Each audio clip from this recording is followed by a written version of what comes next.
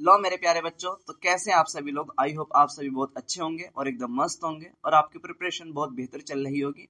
आपकी प्रिपरेशन को और बेस्ट बनाने के लिए आज हम लेकर आए हैं मैग्नेट चैप्टर का लेक्चर नंबर 02, जिसमें हम समझेंगे आज बेटा टाइप्स ऑफ मैग्नेट के बारे में, फ्लेमिंग का लेफ्ट हैंड रूल और इस चैप्टर के सब टॉपिक्स के बारे में। चलिए सबसे पहला आज हम बात करेंगे टाइप्स ऑफ मैग्नेट के बारे में। देखिए अगर हम बात करें टाइप्स ऑफ मैग्नेट की, so there is two types of magnet. The first is the electromagnet and the second is the permanent magnet. सबसे पहली बात आती है बेटा इलेक्ट्रोमैग्नेट का मतलब क्या है। देखिए ऐसे सभी मैग्नेट जो इलेक्ट्रिसिटी को लेने पर ही मैग्नेटिज्म को शो करें, इस तरीके के सभी मैग्नेट को हम इलेक्ट्रोमैग्नेट कहते हैं। फॉर एग्जांपल, और बेटा ये टेम्परेरी मैग्नेट है। इनको टेम्परेरी मैग्नेट क्यों कहते हैं? क्योंकि अगर इनमें इलेक्ट्रिसिटी आ रही है तभी ये मैग्नेटिज्म को शो करते हैं, मींस मैग्नेटिक प्रॉपर्टी को शो करेंगे। अगर इनके अंदर इलेक्ट्रिसिटी नहीं दी जाए तो ये मैग्नेट की तरह बिहेव नहीं करेंगे, इसीलिए इनको हम टेम्परेरी मैग्नेट कहते हैं। और बेटा अगर देखा जाए तो जैसे जैसे आप इलेक्ट्रिसिटी का फ्लो इंक्रीज करोगे, वोल्टेज इंक्रीज करोगे और इलेक्ट्रिक फ्लो को एनहांस करोगे, तो यहाँ पर मैग्नेट की जो पावर है वो बढ़ती चली जाएगी। इसीलिए बेटा इसको हम स्ट्रॉन्ग मैग्नेट के नाम से भी जानते हैं। और यहाँ पर जो पोल्स हैं बेटा वो चेंज होते रहते हैं, और पोल्स चेंज होने की वजह से ही इस इलेक्ट्रोमैग्नेट को इस्तेमाल हम मोटर जो होते हैं हमारे घर के अंदर, जो फैन है या पानी के लिए मोटर होता है, उन सब के अंदर हम इलेक्ट्रोमैग्नेट का मेनली इस्तेमाल करते हैं, ताकि कि वहां पर जो पोल्स हैं वो बार बार चेंज होते रहें। देखिए बेटा फॉर एग्जांपल, देखिए यहाँ पे इलेक्ट्रिसिटी चली गई तो मैग्नेटिज्म खत्म हो गया। जैसे ही इलेक्ट्रिसिटी आई तो मैग्नेटिज्म शो हुआ, इलेक्ट्रिसिटी आई मैग्नेटिज्म, इलेक्ट्रिसिटी चली गई तो मैग्नेटिज्म खत्म। ठीक है, तो यहाँ पे इलेक्ट्रिसिटी आने पर ही मैग्नेटिज्म शो हो रहा है और इलेक्ट्रिसिटी जाने पर मैग्नेटिज्म खत्म हो रहा है, बिल्कुल इसी तरीके से। ठीक है, देखिए फॉर एग्जांपल इलेक्ट्रिसिटी आई तो जितने पिंस हैं, जितनी भी ये पिंस है ये ऊपर चिपक गई जाकर, और जैसे इलेक्ट्रिसिटी चली गई तो सारी डी अटैच्ड हो गई, है ना। जैसे ऑन तो ये जाके चिपक गई, ऑफ हो गया तो ये सारी डी अटैच्ड हो गई। सही है। देखिए फॉर एग्जांपल बेटा यहाँ पर जैसे इलेक्ट्रिसिटी आ रही है, यहाँ पर ऑन है तो सारी पिन ऊपर चिपकी हुई है, और इलेक्ट्रिसिटी चली गई तो सारी पिन नीचे आ गई है।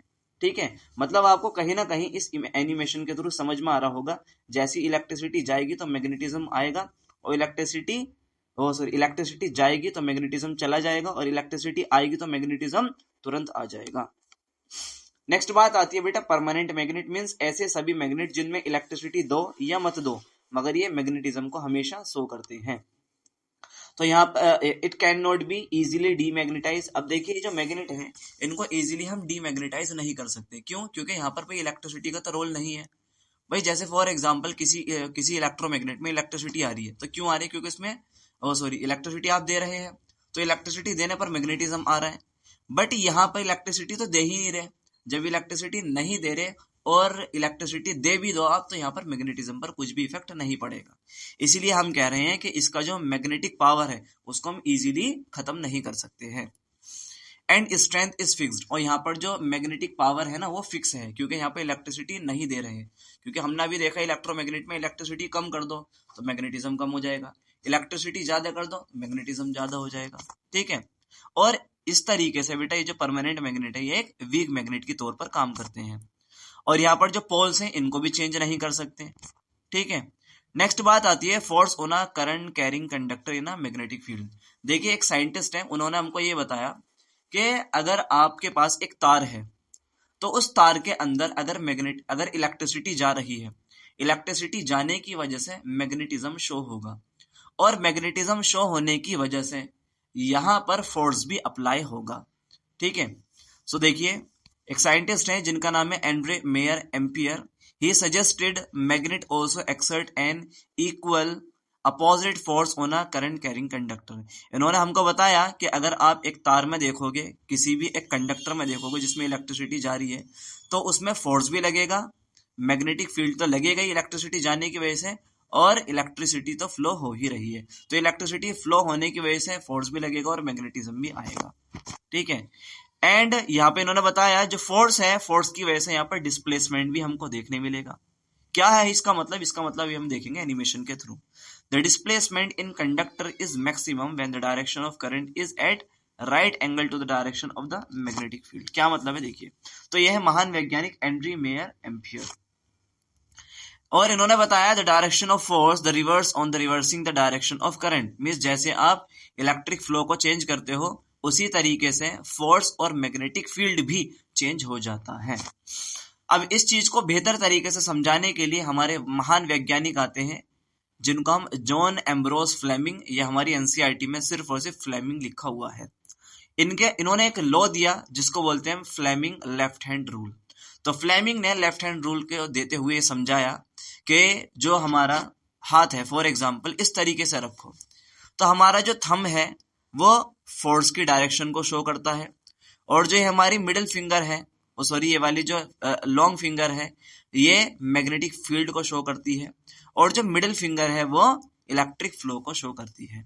और इन्होंने इस तरीके से समझाने पर बताया एक कंडक्टर के अंदर जब इलेक्ट्रिसिटी दोगे तो उसमें मैग्नेटिक फील्ड और फोर्स लगेगा इलेक्ट्रिसिटी देने की वजह से। देखिए कुछ इस तरीके से कि यहाँ पर जो थंब है ये फोर्स को शो कर रहा है, ये वाली जो फिंगर है मैग्नेटिक फील्ड को शो कर रही है, और ये जो मिडिल फिंगर है ये इलेक्ट्रिक फ्लो को शो कर रही है। देखिए बेटा यहाँ पर यही समझाया गया है कि थंब है फोर्स को, B for magnetic field and I for electric flow. ठीक है, अब देखिए यहाँ पर फॉर एग्जांपल इलेक्ट्रिसिटी अगर देखा जाए, मींस आई को अगर देखा जाए तो स्क्रीन के बाहर को आ रही है तुम्हारी ओर, और मैग्नेटिक फील्ड कहाँ है, इसकी ओर लग रहा है, मींस इस डायरेक्शन में लग रहा है। वहीं अगर आप फोर्स देखो तो फोर्स ऊपर की ओर लग रहा है। ठीक है, वहीं अगर आप इलेक्ट्रिक फ्लो को चेंज कर दो, अभी देखो किस तरीके से, इस तरीके से था, अब तुमने इलेक्ट्रिक फ्लो को, हो तो अब भी आपकी तरफ है बट थोड़ा सा यहाँ पर चेंजेस हो गए। ठीक है, तो इलेक्ट्रिसिटी अगर सामने होगा तो मैग्नेटिक फील्ड नीचे और फोर्स इधर को भी लगेगा। ये कंडीशंस में होती है, कैसी कंडीशंस होती है वो अभी हम देखेंगे। फॉर एग्जांपल बेटा जैसे यहाँ दिखाया गया है, बहुत बेहतरीन एनिमेशन है, समझिए इसके अकॉर्डिंग। फॉर एग्जाम्पल यहाँ पर एक तार है, इसमें इलेक्ट्रिसिटी जा रही है, इलेक्ट्रिसिटी जा रही है ऐसे। अब आप अपनी जो मिडिल फिंगर है उसको ऐसे रख लो, मेरे साथ रख करते चलो। ठीक है, तो यहाँ पर इलेक्ट्रिसिटी ऐसे है तो मिडिल फिंगर को इस डायरेक्शन में रख लो, और जो आपकी सबसे बड़ी वाली उंगली है उसको रखो आप कुछ इस तरीके नीचे की ओर, वो सॉरी इधर की ओर, क्योंकि मैग्नेटिक फील्ड है तो सबसे बड़ी वाली फिंगर इधर को रहेगी, और जो थंब है उसको रखो नीचे। तो इस तरीके से हमको ये पता चल जाता है लेफ्ट हैंड रूल के थ्रू कि कहाँ को किस डायरेक्शन में फोर्स करंट और मैग्नेटिक फील्ड, फोर्स करंट और मैग्नेटिक फील्ड लग रहा होगा। ठीक है, देखिए फॉर एग्जांपल यहाँ पर इलेक्ट्रिसिटी देखिए इस तरीके से जा रही है, और मैग्नेटिक फील्ड ऊपर से नीचे की ओर, और डिस्प्लेसमेंट या अंदर को हुआ है। ठीक है, देखिए फॉर एग्जांपल बेटा ये आपका एनसीईआरटी का डायग्राम है, तो यहाँ पर इलेक्ट्रिक फ्लो देखिए पॉजिटिव से आएगा कुछ ऐसे, मीन्स यहाँ से इधर की ओर जाएगा, मीन्स बी से ए की ओर जाएगा। और मान लो बेटा ये हमारा मैग्नेट है, और इस मैग्नेट क्या वाला नॉर्थ है और ये वाला साउथ है, तो यहाँ मैग्नेटिक फील्ड नॉर्थ से साउथ की ओर जाएगा, तो यहाँ पे डिस्प्लेसमेंट कहाँ को होगा, अंदर की ओर होगा। ठीक है, नेक्स्ट बात आती है बेटा टाइप्स ऑफ करंट। अगर हम बात करें टाइप्स ऑफ करंट तो वहाँ मेनली दो तरीके के करंट होते हैं। पहला आता है हमारे पास ऑल्टरनेटिंग करंट, और दूसरा आता है हमारे पास डायरेक्ट करंट। देखिए सबसे पहली बात आती है व्हाट मींस ऑल्टरनेटिंग करंट। देखिए ऑल्टरनेटिंग करंट का मतलब होता है ऐसा करंट जिसकी डायरेक्शन चेंज होती रहती है और जिसको हम स्टोर नहीं कर सकते, इस तरीके के करंट को हम ऑल्टरनेटिंग करंट कहते हैं। और ऑल्टरनेटिंग करंट जो है वो लॉन्ग डिस्टेंस को कैरी करता है। मतलब क्या है इसका, इसका मतलब यह है कि फॉर एग्जाम्पल आपका घर है और आप चाह रहे हैं कि आपके घर से 2 किलोमीटर दूर इलेक्ट्रिसिटी जाए, तो हमारा जो घर का बैटरा है, जो इन्वर्टर है, उसमें इतनी कैपेबिलिटी नहीं है कि हमारे घर से 2 किलोमीटर दूर इलेक्ट्रिसिटी को पहुंचाए। जबकि हमारा जो बिजली घर है, जो पावर हाउस है जहाँ से हमारे घर के अंदर इलेक्ट्रिसिटी आ रही है, अगर उस बिजली घर के अंदर देखा जाए तो वो कई कई किलोमीटर दूर तक इलेक्ट्रिसिटी को ट्रांसफर करता रहता है। ऐसे क्यों, क्योंकि बेटा उसके अंदर ऑल्टरनेटिंग करंट है। और हमारे घर की इलेक्ट्रिसिटी दूर तक क्यों नहीं जा रही, क्योंकि वहां डायरेक्ट करंट है। देखिए तो सबसे पहले बात आती है alternating current, the current reverts its direction. यहाँ पर जो करंट की डायरेक्शन है वो चेंज होती रहती है।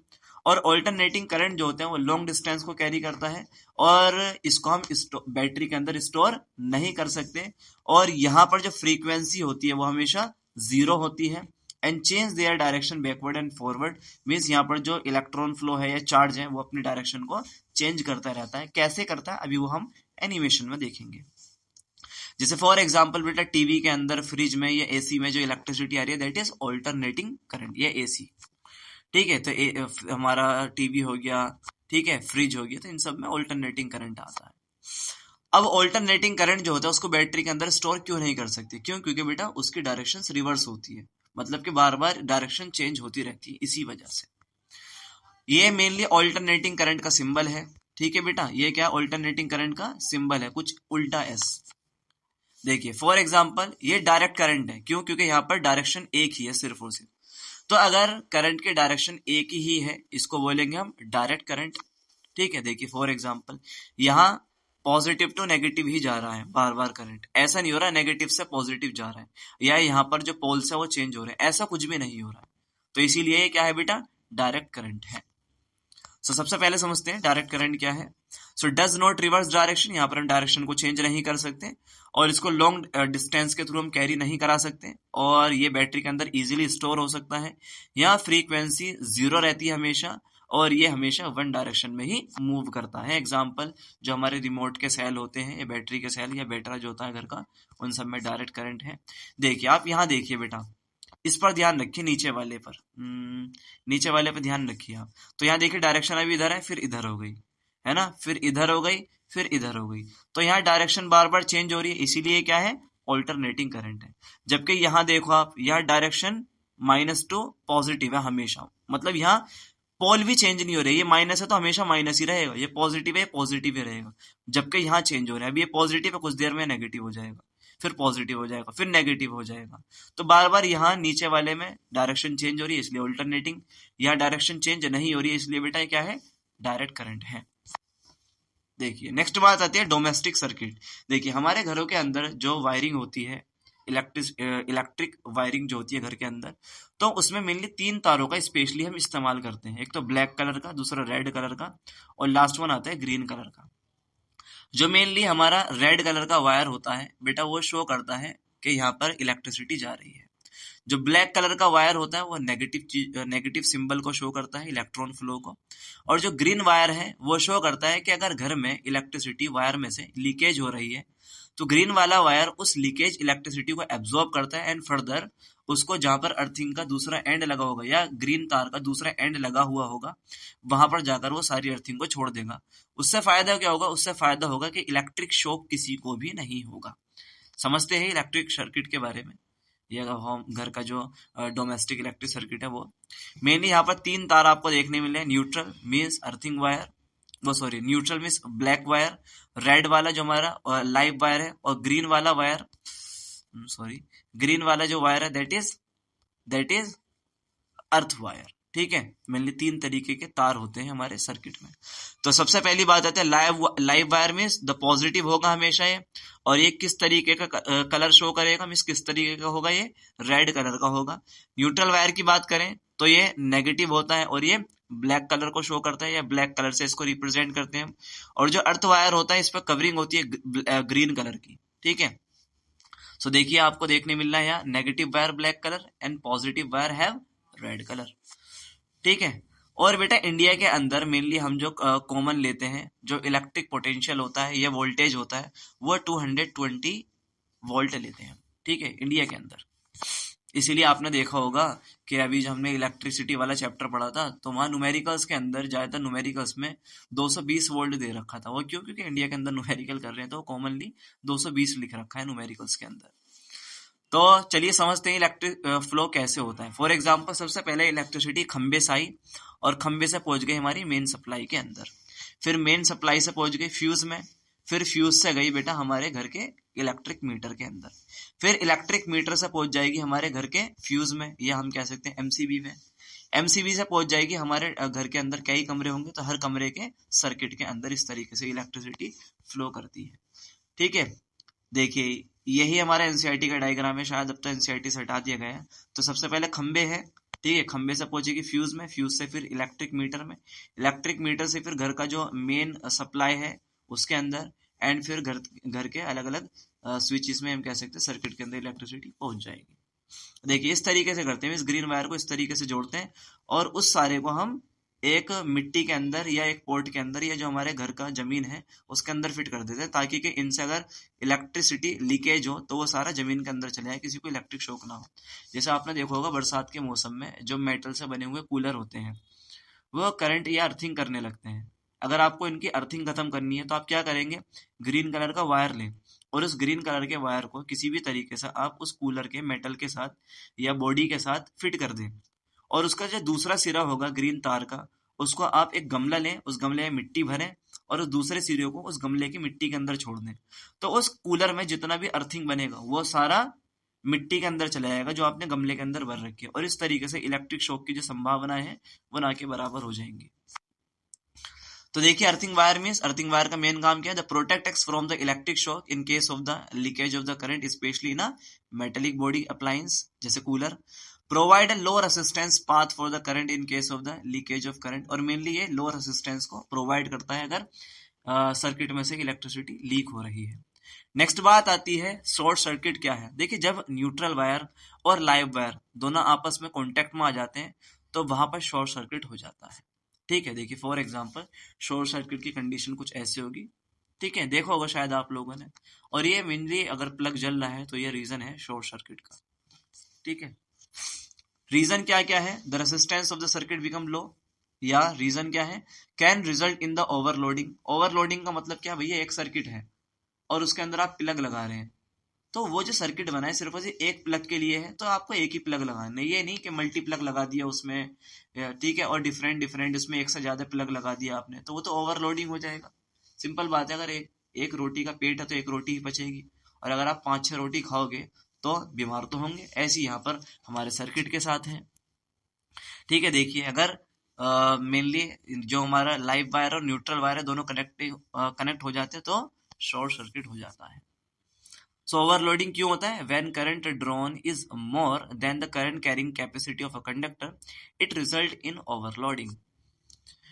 क्या क्या रीजन है ओवरलोडिंग के, the accidental hike in the voltage supply, means voltage का कभी ज्यादा आना कभी कम होना, इसकी वजह से ओवरलोडिंग हो सकती है। Use of more than one appliance in a single socket, एक सिंगल सॉकेट के अंदर एक से ज्यादा आप अप्लायंस को या एक से ज्यादा प्लग को लगा रहे हैं, वो जैसे देखिए यहाँ पर भाई फॉर एग्जांपल ये सॉकेट तो हमारा एक है, अब यहाँ पर जबरदस्ती हमने दो दो प्लग लगा दिए, जैसे फॉर एग्जांपल यहाँ देखो है ना, मल्टी प्लग लगा दिया और इसमें एक से ज्यादा प्लग लगा दिया, तो शॉर्ट सर्किट हो सकता है।